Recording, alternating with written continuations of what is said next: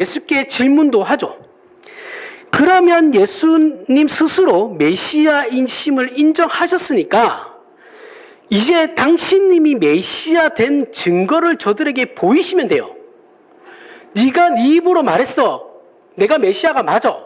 네가 네 입으로 지금 얘기했어 라고 하면 그 뒤에 그러면 당신님이 메시아인심을 스스로 증명을 하셨으니까 인정을 했으니까 그러면 그 다음에 메시아 된 증거를 보여야 돼요. 내가 이렇기 때문에 메시아가 맞아라고 하는 것을 보여야 되는데 문제는 유대인들이 상상하고 기다리는 메시아가 아니다라는 거죠. 지네들이 생각하고 있는 그 메시아의 카테고리 안에 예수님이 들어가지 않는다라는 거예요. 이게 이제 이들이 생각하는 메시아가 어떤 메시아냐? 뭐 다 알지만 시편 2편에 보면 오늘 저희가 찬양했죠, 그렇죠?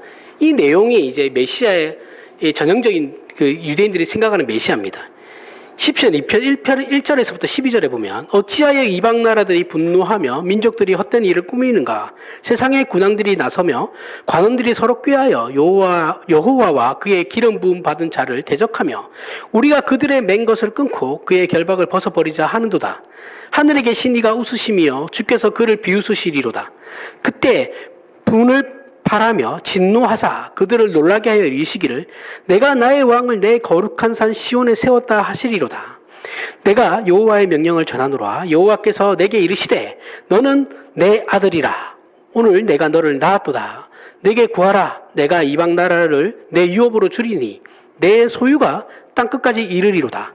내가 철창으로 그들을 깨뜨리며 질그릇같이 부수리라 하시도다. 그런즉 군왕들아 너희는 지혜를 얻으며 세상의 재판관들아 너희는 교훈을 받을지어다. 여호와를 경외함으로 섬기고 떨며 즐거워할지어다. 그들의 아들에게 입맞추라. 그렇지 아니하면 진노하심으로 너희가 길에서 망하리니 그의 진노가 급하심이라. 여호와께 피하는 모든 사람은 다 복이 있도다. 메시아에 대한 거예요. 여기 나오는 메시아를 잘 보세요. 메시아는 일단 계급이 높아요. 그죠? 군왕과 관원들 사이에서 언급되고 있는 지위를 가진 사람입니다.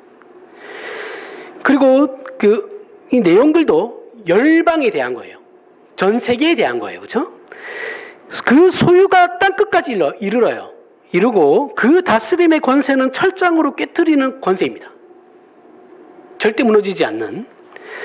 그래서 떨며 즐거워할지어다. 그의 아들에게 입맞추라. 즉 그에게 호의를 베풀어라. 그리고 순종하며 잘 보이려고 노력해라. 이것이 당시 유대인들이 기대했던 메시아 상이에요. 그죠?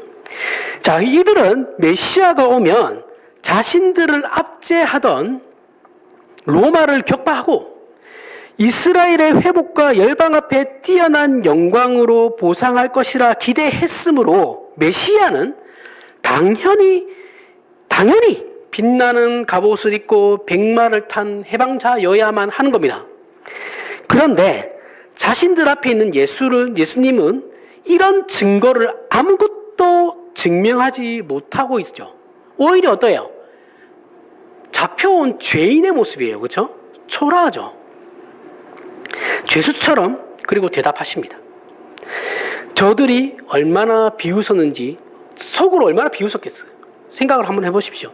메시아라 그러시면서 자신들이 요구하는 것은 하나도 증명하지 못하고 오히려 잡혀와서 끌려온 죄인처럼 그런 모습인데 저 사람이 무슨 메시아야 이렇게 생각했겠죠. 그렇죠? 속으로 엄청 비웃었을 겁니다.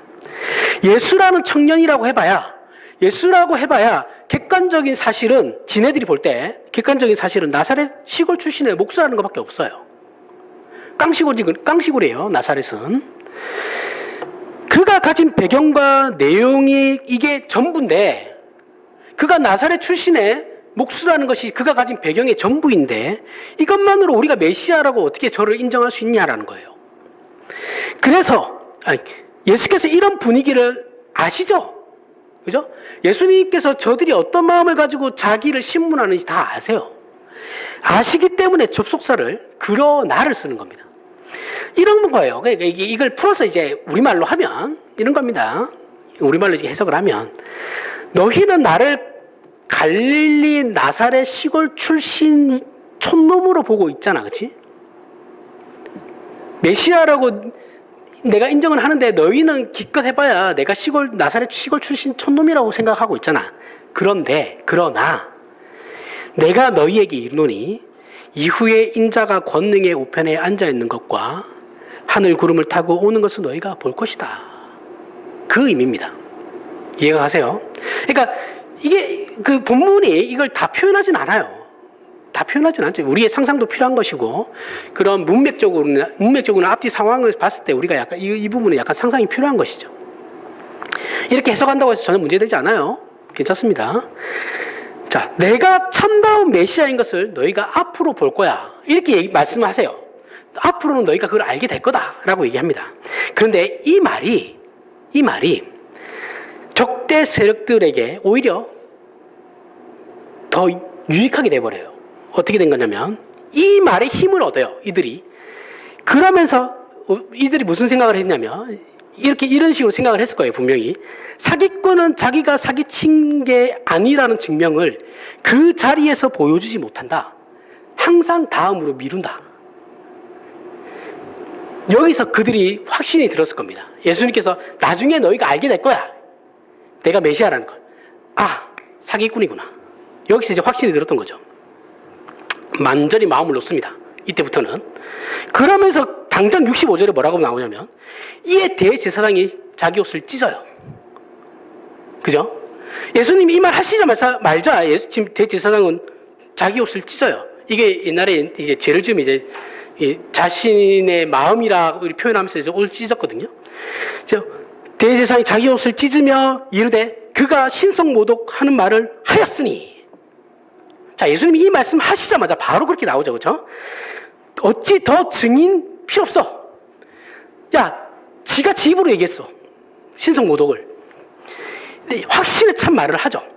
그러면서 어떻게 합니까? 59절, 60절. 대제사장들과 온 공회가 예수를 죽이려고 그를 칠 거짓 증거를 찾았지만 사실은 59절에서부터 60절에 보면 거짓 증인들이 많이 나왔지만 실질적인 물질적인 증인은 하나도 없었거든요. 증거는.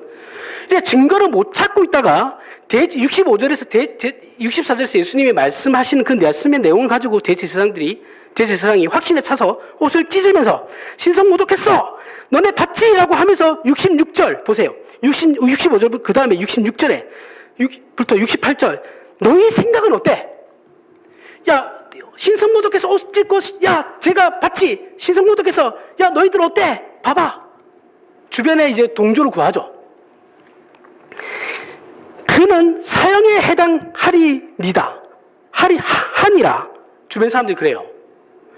그의 예수 얼굴에, 그리고 나서부터 주변에서 예수 얼굴에 침을 뱉고 예수님을 주먹으로 때리고 손바닥으로 때립니다. 그러면서 네가 그리스도냐? 우리에게 선지자 노릇 할 거냐? 너를 친 자가 누구인지나 찾아봐라. 이 조롱을 하죠.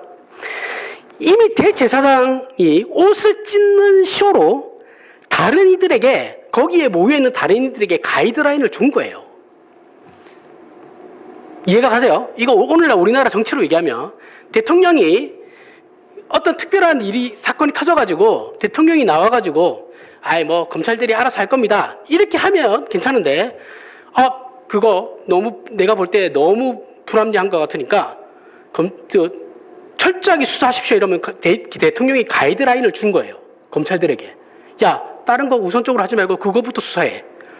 그 야당 대표가 지금 그래서 당하고 있는 거잖아요. 가이드라인을 준 거예요. 내가 옷을 찢으니까 너희들 나한테 다 동조해라. 이거죠. 그때부터 이제 대놓고 이제 그 부역자들이 동조하기 시작하는 겁니다. 조롱하기 시작해요. 옛날이나 지금이나 똑같아요. 사람은 안 변합니다. 그렇죠? 과학이 발전하고 문명이 발전할 수는 있어도 사람은 안 변해요. 그때 정치 행위나 지금의 정치 행위나 똑같아요. 이 문제야말로 당시 유대인들뿐만 아니라 모든 인류의 문제이죠. 모든 신자에게도 커다란 문제가 되는 거예요. 그 이유는 예수께서 십자가를 지고 죽으신 사건에 대해 과거나 지금의 신자들이나 불신자들도 그렇지만 오늘 세대들도 왜 황제가 아니라 죽음을 택하셨을까라는 질문을 하게 될 것이기 때문에 이 문제가 심각한 거죠. 이 문제는 이미 예수님이 메시아이심을 증거하러 앞서 온 세례 요한조차 예수님이 메시아 되심과 직분과 사역을 의심했었어요. 자, 대제사장들과 그 기득권자들이 예수님에 대해서 의심하는 건 그럴 수 있어요. 왜냐하면 예수님이 메시아다라는 것을 직접적으로 증언한 그 세례 요한조차 예수님이 정말 메시아일까? 라고 의심을 했거든요.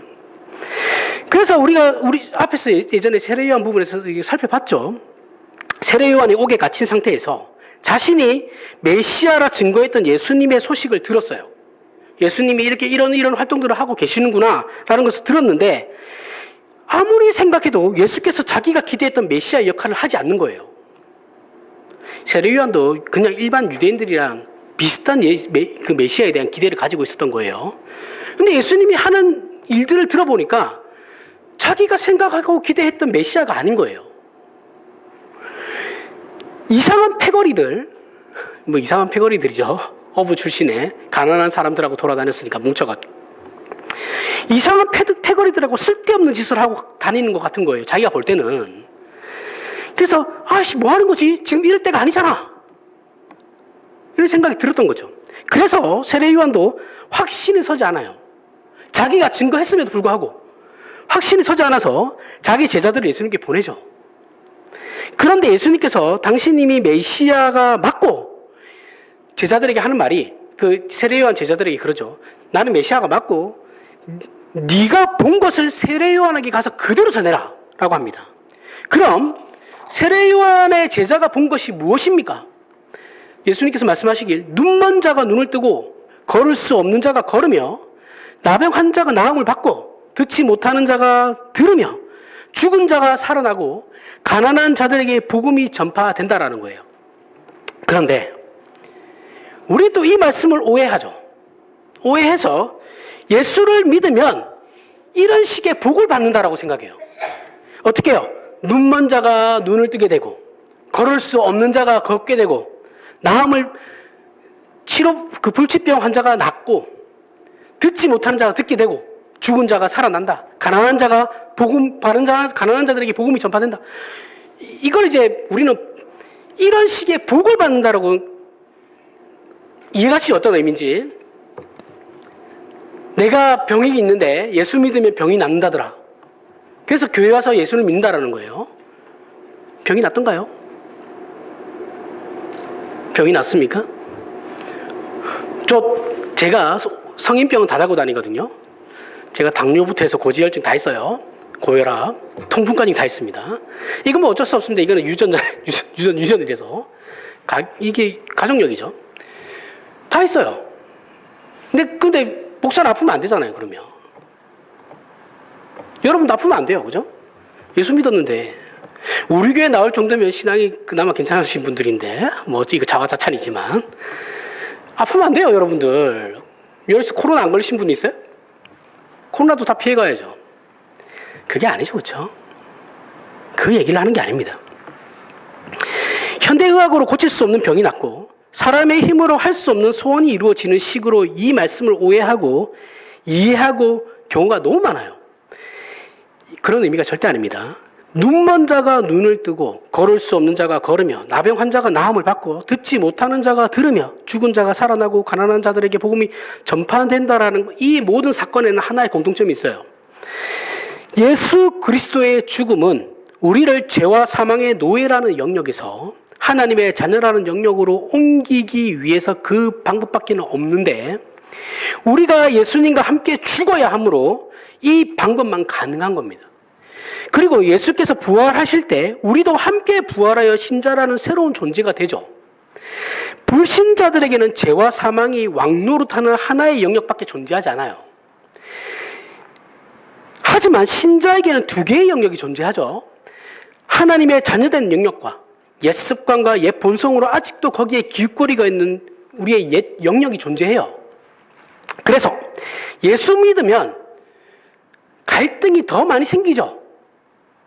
항상 제가 얘기하는 거잖아요. 예수 믿으면 편하지 않아요. 불편한 것 덩어리입니다. 어딜 가도 불편해요. 그죠? 다 걸리는 거예요.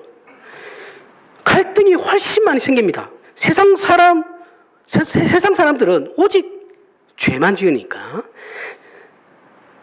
고민할 필요가 없죠. 하지만 신자들은 왔다 갔다 해야 돼요. 왔다 갔다 하죠. 우리는 늘 언제나 왔다 갔다 하죠. 그죠? 좋았다가 나빴다가.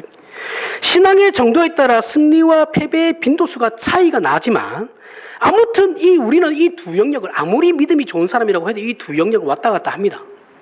그러면 예수께서 세례 요한의 제자에게 대답하신 눈먼 자가 눈을 뜨고 걸을 수 없는 자가 걸으며 나병 환자가 나음을 받고 듣지 못하는 자들이 들으며 죽은 자가 살아나고 가난한 자들에게 복음이 전파된다는 이 말씀이 도대체 어떤 의미입니까?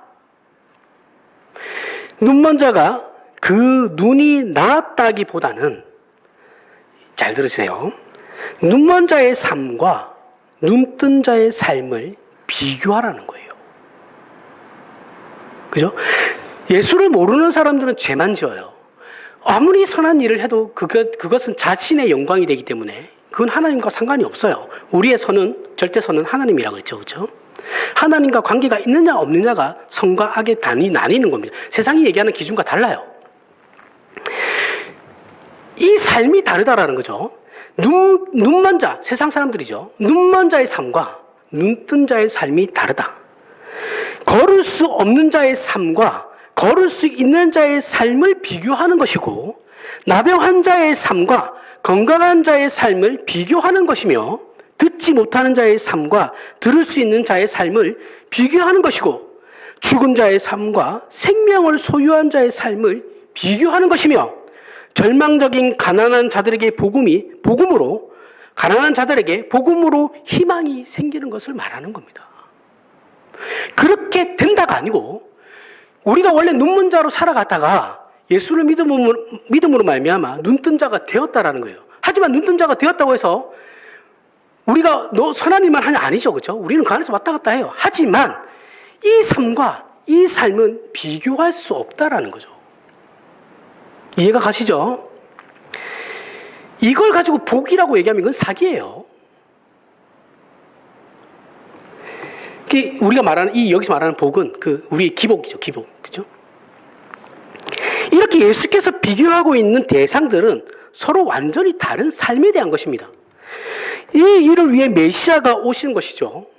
그냥 병을 낫게 해준다는 것이 아니고 완전히 다른 존재로 만드는 겁니다. 죄와 사망으로 사는 세계와 의와 진리와 거룩으로 사는 세계는 전혀 달라요. 생명을 소유하지 않은 존재로 사는 것과 생명을 소유한 자로 사는 삶은 다른 겁니다. 이것은 마치 눈먼 사람과 눈뜬 자의 삶이 생활의 차이와 같은 거예요. 지금 한국교회가 외치는 것처럼 예수 믿으면 아픈 사람이 병이 낫고 가난한 사람들은 부자가 된다는 단순하고 무식한 그런 1차원적인 내용이 아니에요. 그저 낫고 보잘것없던 우리 삶에 무엇인가를 덧붙이는 정도가 아니고 비교할 수 없는 각각의 두 세계를 대조함으로 그렇게 우리의 존재와 운명이 바뀔 일을 위해서 메시아가 왔다라는 것을 설명하는 것이 이 세례 요한의 제자들에게 하신 예수님의 답변입니다.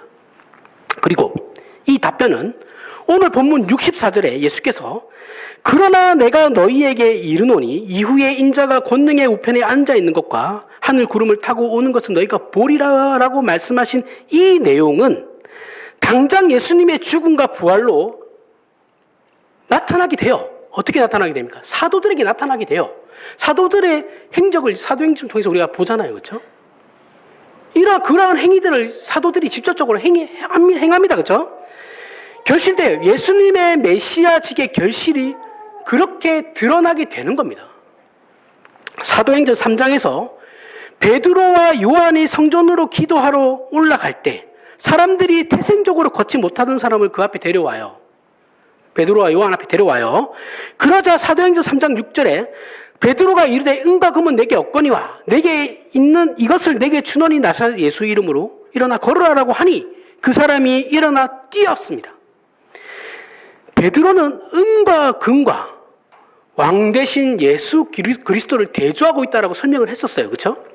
지금 베드로는 예수님의 죽음과 부활의 어떤 결과물을 가진 증인으로 서 있느냐 하면, 어떤 증인으로 서 있느냐 하면, 은과 금으로 살던 그 영역에서, 옛날에 내가 은과 금을 가진 그 영역에 있었는데 예수 그리스도의 통치 영역으로 옮겨진, 즉 바뀐 존재의 결과물을 증거로 가진 증인이다.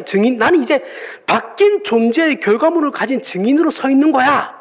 그걸 나는 너희에게 줄 거야 라는 거예요. 그게 예수 그리스도라는 거예요. 그럼 왜 하필 걷지 못하는 사람입니까?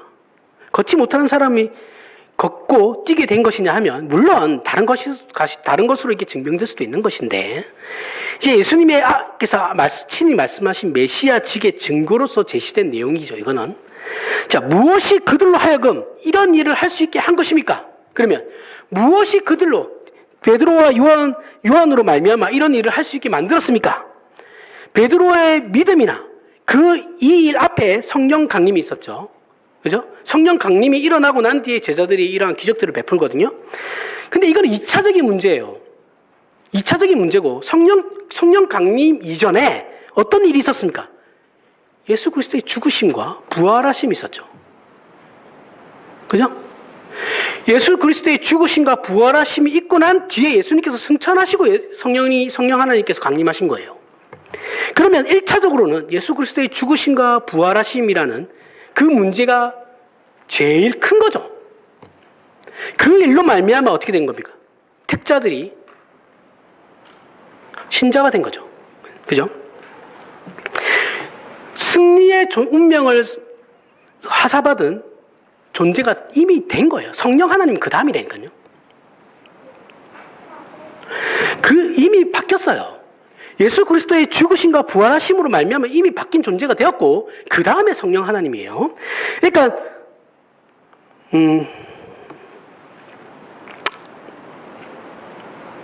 예수 그리스도의 통치가 이미 임한 거죠. 그렇죠?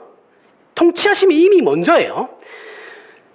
그저 성령의 능력으로 걷지 못하는 사람이 병을 고쳤다 정도가 그렇게 생각하시면 안 된다라는 거예요. 지금 사도행전 3장에서 나오는 베드로와 요한이 행한 기적은 성령 하나님의 말미암아 성령 충만으로 일어난 일이라기보다는 그 전에 예수 그리스도의 죽으심과 부활하심이 우선한다라는 거죠. 걷지 못하는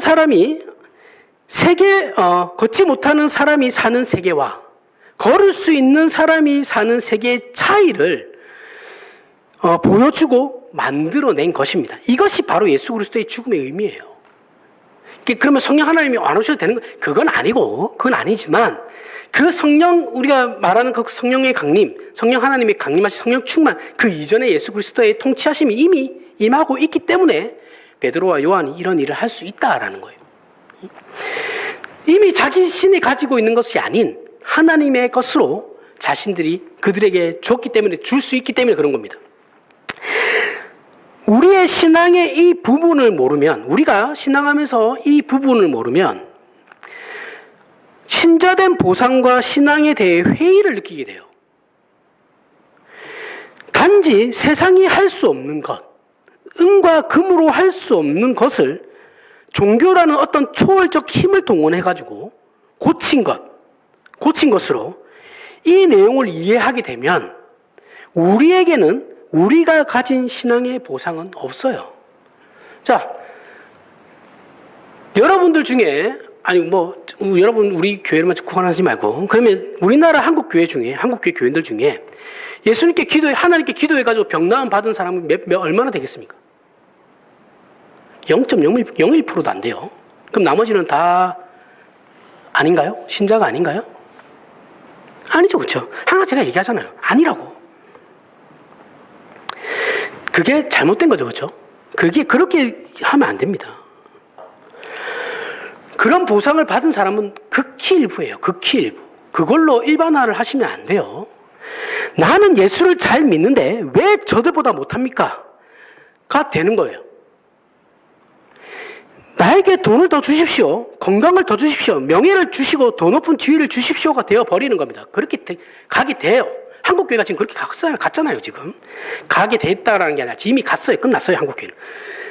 이게 아니다라는 거예요. 우리는 다른 존재로 다른 세상에 사는 자들이에요. 그죠? 세상에 속해서 살아가지만 그 안에 우리는 다른 세계가 있는 거예요. 빌립보서 4장 10절에서부터 13절에 내가 주 안에서 크게 기뻐하면 너희가 나를 생각하던 것이 이제 다시 싹이 남이니 너희가 또한 이를 위하여 생각은 하였으나 기회가 없었느니라. 내가 궁핍함으로 말하는 것이 아니라 어떠한 형편에든지 나는 자족하기를 배웠노니 나는 비천에 처할 줄도 알고 풍부에 처할 줄도 알아. 모든 일 곧 배부름과 배고픔과 풍부와 궁핍에도 처할 줄 아는 일체의 비결을 배웠노라. 내게 능력 주시는 자 안에서 내가 모든 것을 할 수 있느니라. 제가 이거 여러 번 설명했습니다. 그렇죠? 특히 13절은 유명한 말씀이죠. 내게 능력 주시는 자 안에서 내가 모든 것을 할 수 있느니라. 이거 저희 할머니 얘기하면서 제가 많이 했어요. 왜 오해해서 유명해진 말씀이에요. 이 말씀의 진짜 의미를 모르고 오해한 말씀 때문에, 오해했기 때문에 유명해진 말씀인데 본래 의미를 알면 이 말씀을 집이나 그 가게에 걸지 않습니다. 걸을 수가 없어요. 우리는 내게 능력 주신 자 안에서 내가 모든 것을 할 수 있느니라 해서 모든이라는 글자에 괄호를 치죠. 그리고 내가 소원하는 거. 그죠? 그걸 집어넣어요. 거기다가. 내게 능력 주신 자 안에서 내가 소원하는 모든 것을 할 수 있느니라. 이게 우리가 원하는 거죠. 이 말씀을 통해서. 물론 그래서 유명해진 말씀이기 때문에 문제가 있죠. 당시 바울은 이 빌립보서를 쓰던 때 바울은 로마 감옥에 갇혀있던 상태고 빌립보 교회가 그를 찾아오고 필요한 물품들을 전달해 주면서 여러 방면으로 바울을 도와줬습니다. 도와주고 위로하고 격려도 했어요. 10절의 내용도 빌립보 교회에서 바울 자신에게 위로와 격려를 해주었다는 내용이 나오죠. 그러나 11절을 보세요. 내가 궁핍함으로 말하는 것이 아니니라 라고 해요. 바울은 빌립보 교회가 하나님의 사랑에 참여하게 된 게 기쁜 일이지만 그것이 자신의 필요를 채워주는 것 때문에 기쁜 것이 아니다라고 말하고 있어요. 11절부터 12절에 어떠한 형편에든지 나는 자족하기를 배웠노니 나는 비천에 처할 줄도 알고 풍부에 처할 줄도 알아. 모든 일 곧 배부름과 배고픔과 풍부와 궁핍에도 처할 줄 아는 일체의 비결을 배웠기 때문이다 라고 얘기하고 있습니다. 그리고 13절에 내게 능력 주신 자 안에서 내가 모든 것을 할 수 있다. 자신은 비천해도 괜찮고 풍부해도 괜찮은 사람이라고 합니다. 자신은 모든 일에 도통한 사람인데 어떻게 이렇게 될 수 있었느냐 하면 배부름과 배고픔과 풍부와 궁핍에도 처할 줄 아는 일체의 비결을 배웠기 때문이다라고 하는 것이죠. 배부른 것과 배고픈 것, 풍부한 것과 궁핍한 것은 극단적으로 대조되는 다른 상황입니다. 하지만 바울에게 이 극단적인 상황이 어떤 점에서 같은 것이냐 하면 극단적인 상황이지만 바울에게는 똑같은 거예요. 배부른 것이나 배고픈 것이나 바울에게 있어서는 아무런 문제가 요거나 나에게는 똑같은 거야 라는 거예요. 그게 어떤 점에서 같은 것이냐? 바울 자신이 하는 일은 예수 그리스도의 힘으로만 하는 일이기 때문에 그렇다라는 겁니다. 내가 가진 것으로 하는 것이 아니고 예수님과 하나님이 가진 것으로 내가 하는 것이기 때문에 나에게 있어서 배부름이나 배고픔은 그렇게 영향을 미치지 않아. 돌로 지은 집은 돌을 빼면 무너지죠. 지금은 돌로만 짓진 않죠. 우리 지금 집은 다 섞어서 짓잖아요. 그렇죠? 근데 옛날에는 돌로만 짓던 집이 있고 나무로만 짓던 집이 있죠. 거기에서 돌을 빼면 무너져요. 나무로 짓는 집에 나무를 빼면 쓰러집니다. 그렇죠? 바울이 하는 얘기가 이거예요. 자신이 하는 일은 내게 능력 주시는 자, 즉 예수 그리스도로만 오는 힘이고 그것으로만 재료로 삼는 일이기 때문에 세상의 것으로 자신이 하려는 일을 세상의 것으로는 자신이 하려고 하는 하나님의 일을 도와줄 수도 없고 방해할 수도 없다라는 거예요. 돌로 만든 집에 나무를 더하고 뺀다고 방해될 것이 없죠. 돌로만 지어도 되는 거니까. 그죠? 거기에 나무는 있든 없든 상관이 없어요. 내게 능력 주시는 자, 그리스도 안에서 내가 하는 일 때문에 세상은 자기에게 도움을 줄 수도 없고 방해할 수도 없다라는 거예요. 바울 자신에게 배부르거나 배고프거나 풍부하거나 궁핍하거나 하는 문제는 물론 육체적 조건에서는 다른 상황을 만들어낼 수 있겠지만 본질적으로는 그가 하는 일에는 아무런 상관이 없다라는 거예요. 내가 부자든 가난하든 내가 하나님의 일을 하는 데 있어서는 아무런 상관이 없다라는 거예요. 우리는 돈 없으면 하나님의 일 못한다고 생각하잖아요. 그렇죠? 우리는 항상 하나님의 일을 항상 물질과 연관시켜요. 물질이 없으면 하나님의 일을 어떻게 합니까? 얼마나 우리가 하나님의 일을 편협적으로 생각하는지 알 수 있는 거죠.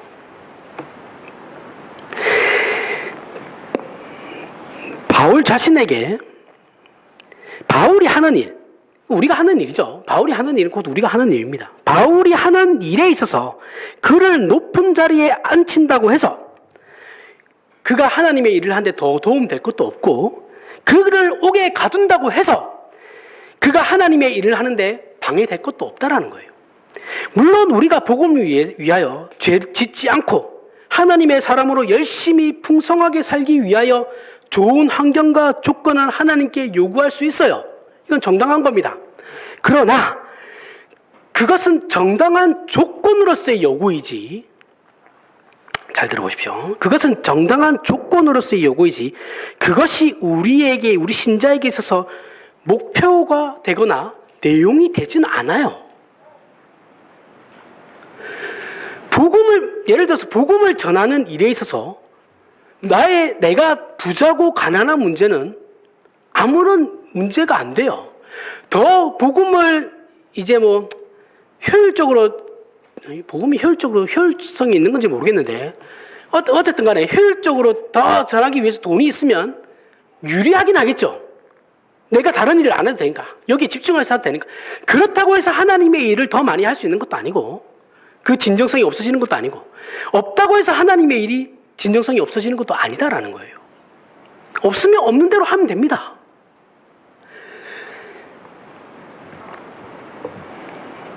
부자가 되고 건강한 것은 우리의 신앙의 목표가 아니에요. 여러분 제발 이걸 목표로 신앙을 행하지 마십시오. 내가 성공하고 내가 건강하기 위해서 신앙생활을 한다라고 얘기하지 마세요. 정말 가난한 겁니다. 좋은 신앙을 위하여 우리가 요구하는 이거는 조건일 뿐이에요. 내가 좋은 신앙, 더 좋은 신앙을 가지기 위해서 하나님께 요구하는 조건인데, 하나님께서 너 아니 괜찮아, 너 이 정도면 충분해라고 하면 그건 땡이에요. 그걸로 땡이에요. 거기에서 더 안 줘요. 백날 기도해보세요. 안 된다니까요. 그렇게 기도 많이 한 걸로 따지면 우리 할머니가 재벌 됐어야 돼요. 40일 금식기도 9번 하신 분 우리나라에 없습니다. 잘. 그 자랑이잖아요. 자신의 게 자랑이에요. 우리가 이런 조건을 가졌습니까? 그럼 여러분이나 내가 가졌냐, 가진 자로서의 조건이 되었냐라고 하면, 그럼 그 가진 것을 어떻게 사용하느냐가 신앙의 내용이 되는 거예요. 더 가지기 위해서 어떠한 행위나 치성을 드리는 것이 신앙의 내용이 되는 것이 아니고, 그 가진 것을 가지고 내가 어떻게 사용할 것이냐가 우리의 신앙의 내용이 되어야 되는 거예요. 우리가 높은 지위에 있습니까? 그럼 그 지위를 어떻게 사용하느냐의 문제가 내 신앙의 내용이 되어야 하는 거예요. 높은 지위와 더 가지는 것 자체가 신앙의 목표나 내용이나 평강의 기준이 아닙니다. 신자는 이런 영역에 들어온 자들이에요. 그렇게 살아야 하는 자들이라고요.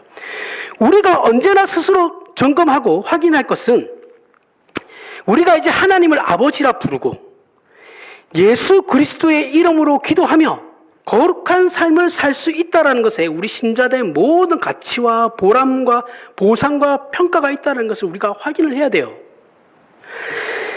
우리 이거 안 하죠, 그죠? 하나님을 아버지라 부를 수 있는 이 복을 우리는 몰라요. 이해를 못해요. 이것은 사실 환경이나 조건이 좋으냐 나쁘냐와는 상관없죠. 내가 하나님을 아버지라 부를 수 있는 그 복은 내 환경과 아무런 상관이 없습니다. 조건이 나쁜 곳에서는 나쁜 대로 우리의 신앙을 드러내면 돼요. 좋으면 좋은 대로 우리의 신앙을 드러낼 뿐입니다. 그게 다예요. 자신이 유능합니까? 그럼 유능하게 자신의 신앙을 표현하십시오. 지성인이면 지성인답게 신앙을 표현하세요. 자신이 무능합니까? 그럼 무능하게 자신의 신앙을 표현하시면 됩니다. 무능한데 어떻게 신앙을 표현합니까? 무능하면 겸손히 입 다물고 있으면 돼요. 무능한데 떠드니까 문제죠.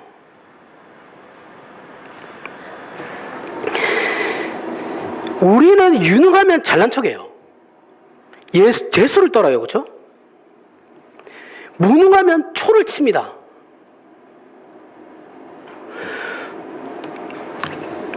재직회 같은 거 할 때 교회에서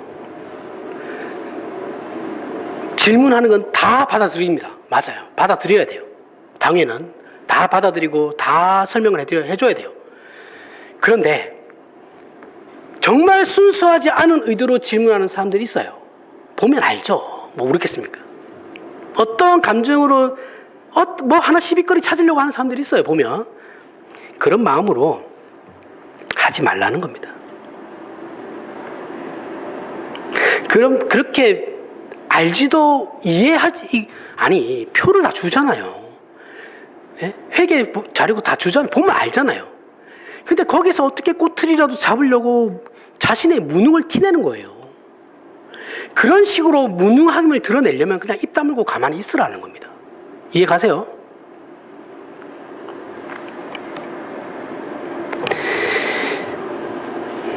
유능하면 겸손해야 하고 무능하면 감사해야 합니다. 이 양극단은 우리가 신자된 조건을 증명하는 것에 아무런 차이가 없어요. 유능한 사람은 유능한 대로 예수님을 나타내면 되고 무능하고 가지지 않은 자는 가지지 않고 무능한 채로 예수님을 나타내면 되는 거예요. 우리의 목적은 유능한가 무능한가의 문제가 아니에요. 어떻게 자신의 위치에서 그냥 예수 그리스도를 나타낼 것인가가 문제라니까요. 근데 우리 자꾸 어떻게 해요? 조건을 바꿔달라 그래요. 조건을. 하나님께서 부르신 나의 위치는 여긴데 아니 하나님 나 이거 싫어요. 나는 여기를 주세요라고 계속 얘기해. 여기서 신앙생활을 하라고 불러가지고 그 사람들 거기 사람들하고 올려가지고 복음을 전하라고 하는 건데 자꾸 여기에 올라가가지고 여기를 달라고 하면서 여기를 줘야지 여기 사람들하고 다 이렇게 하고 싶어 자신의 욕망이죠, 그죠? 그러면서 여기 사람들은 무시하고 에이 나 안 할래 이렇게 돼버려. 이거 안 주니까 이쪽으로 옮겨달라 했는데 안 옮겨주니까 에이 그럼 나 아무것도 안 할래요. 하나님 아무것도 안 주셨잖아요. 이렇게 우리는 땡깡을 부리죠. 이러면 처맞는 겁니다. 진짜예요. 맞아요.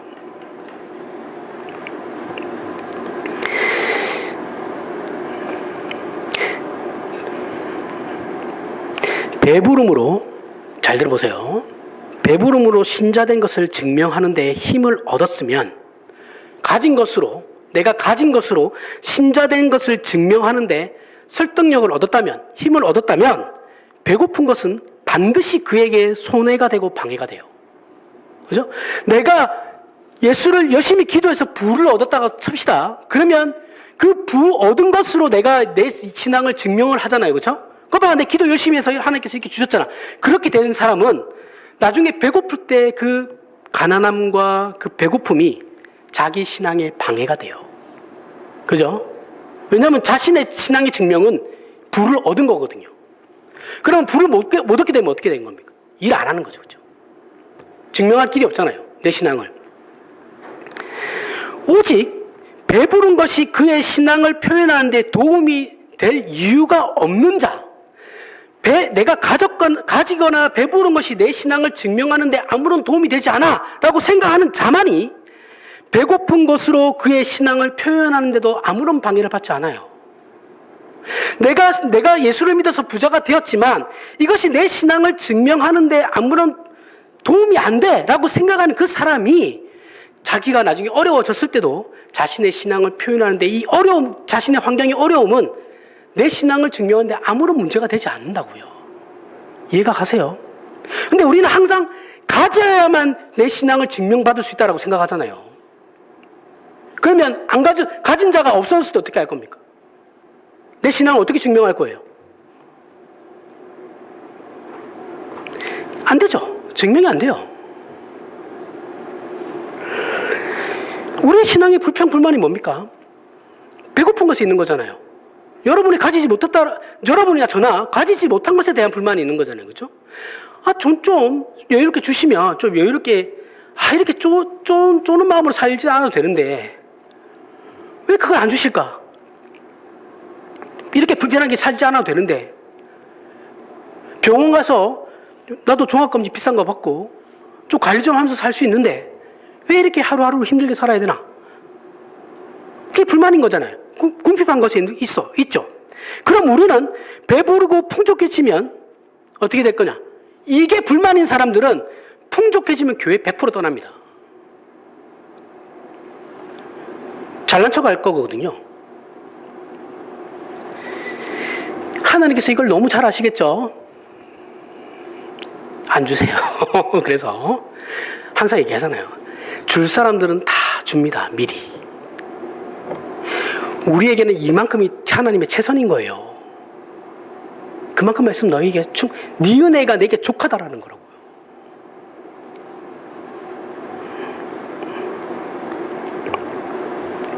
우리의 신앙생활과 주를 향한 열심들을 우리가 피력하지 못하는 가장 큰 이유가 뭡니까?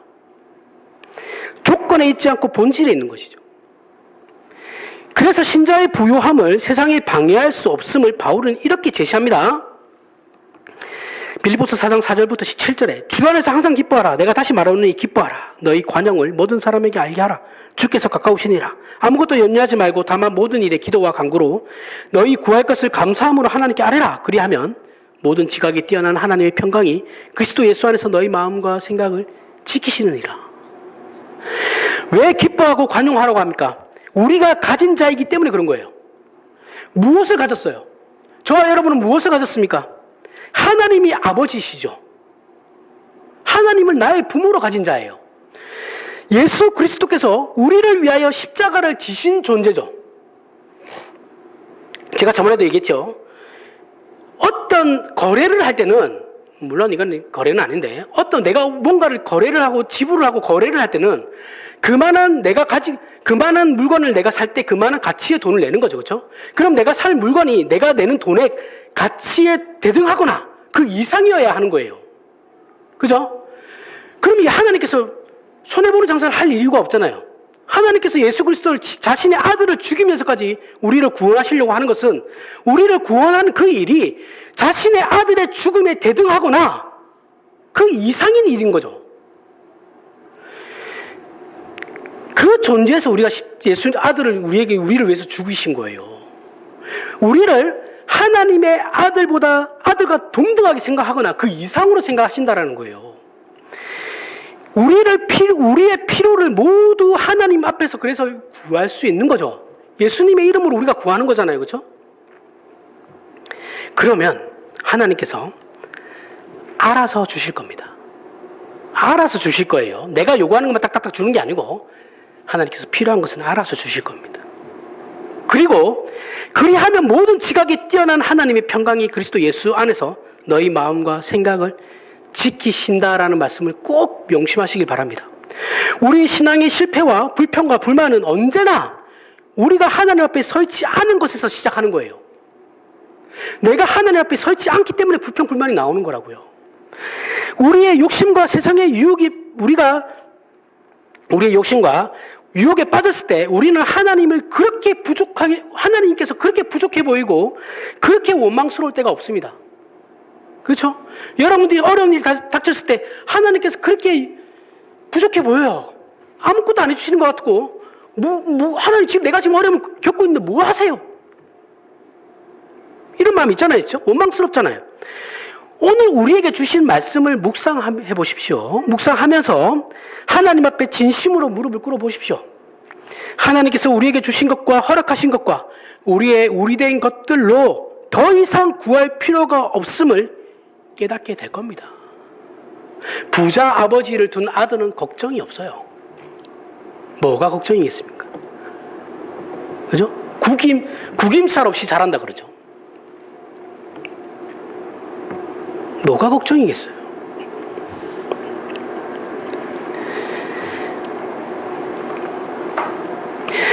그렇게 하면 하나님의 평강이 그리스도 예수 안에서 우리의 마음과 생각을 지키실 겁니다. 그래서 신자의 신앙을 점검하는데 가장 중요한 기준이 바로 우리가 감사할 줄 아는가에 대한 거예요. 감사는 내가 어떤 위치에 서 있는가를 분명히 아는 것이거든요. 내가 하나님 앞에 서 있느냐, 세상 앞에 서 있느냐를 알게 될 때 그걸 기준으로 감사가 나올 수 있는 겁니다. 감사는 가진 것을 확인하는 것에 있고, 가진 것을 확인하는 것은 말씀을 기준으로 한 지성과 영적인 눈이 필요한 것이죠. 그렇죠? 내가 무엇을 가졌나를 확인했을 때 감사가 나올 수 있는 거예요.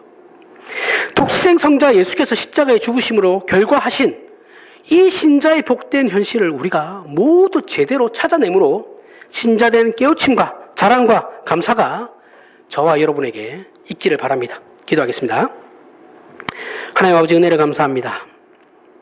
하나님을 아버지라 부르는 특권, 예수를 믿는다 고백하는 우리의 신자된 존재의 운명과 현실, 그 힘과 능력과 자랑과 승리를 오늘 말씀 안에서 발견했습니다. 예수께서 우리를 위하여 죽으시고 우리를 새로운 존재인 하나님의 자녀로 만드시며 우리의 전 생애를 지키심을 믿습니다. 더 이상 세상의 유혹과 시험에 지지 말게 하시고 우리에게 허락된 것과 우리에게만 약속된 것과 하나님의 복주심 안에 붙잡힌 바 된 우리의 운명을 확인하고 감사와 승리와 신자로서 전 생애를 지켜내는 각오와 충성과 결단이 오늘 말씀을 들은 우리 모두에게 있게 하여 주시옵소서. 예수님 이름으로 기도합니다. 아멘. 우리 다 같이